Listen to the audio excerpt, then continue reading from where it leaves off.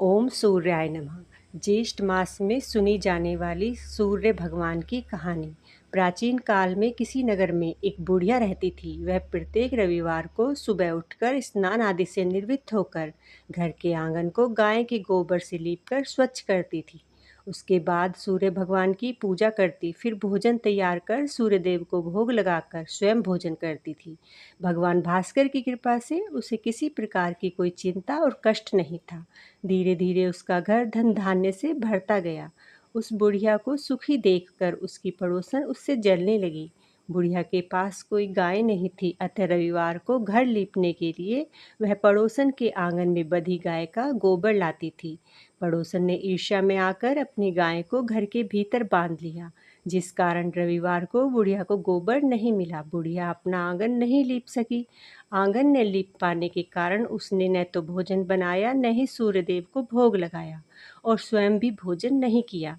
सूर्यास्त होने पर वह भूखी प्यासी सो गई। इस प्रकार उसने निराहार व्रत किया।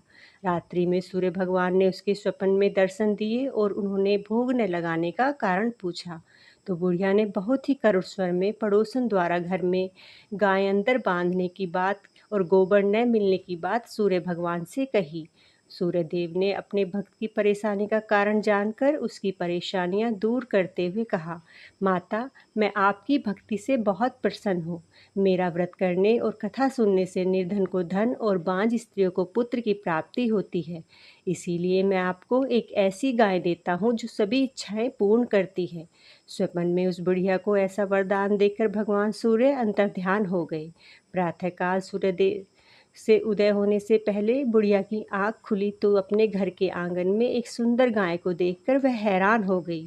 पड़ोसन ने उस बुढ़िया के आंगन में सुंदर गाय को देखा तो उसके और अधिक जलने लगी। जैसे ही गाय ने सोने का गोबर दिया, पड़ोसन की आंखें फटी रह गईं। पड़ोसन ने उस बुढ़िया को आसपास न पाकर तुरंत उस गोबर को उठाया और अपने घर ले गई तथा अपनी गाय का गोबर वहां रख आई। बुढ़िया को सोने के गोबर के बारे में कुछ नहीं पता चला और बुढ़िया पहले की तरह भगवान सूर्यदेव का व्रत करती रही और कथा सुनती रही। पड़ोसन की चालाकी देखकर एक दिन सूर्य भगवान ने तेज आंधी चलाई, जिसके कारण बुढ़िया ने गाय को घर के भीतर बांध दिया। सुबह उठकर बुढ़िया ने गाय का गोबर देखा तो उसे बहुत आश्चर्य हुआ। उस दिन के बाद बुढ़िया गाय को घर के भीतर बांधने लगी। सोने के गोबर से बुढ़िया के कुछ दिनों में धनवान हो गई। अब पड़ोसन पूरी तरह चन भुलकर राख हो गई। जब उसे सोने का गोबर पाने का कोई उपाय नहीं सूझा तो वह राजा के दरबार में पहुंची और राजा को सारी बात बताई।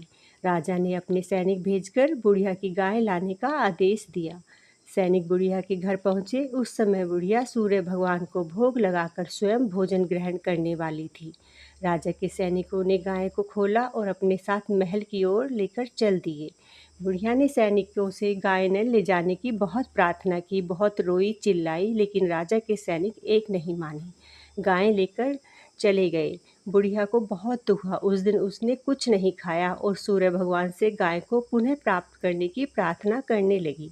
दूसरी ओर राजा गाय को देखकर बहुत खुश हुआ और सैनिकों से बोला, इस सोने का गोबर करने वाली गाय को गौशाला की जगह में मेरे कक्ष में बांध जाए।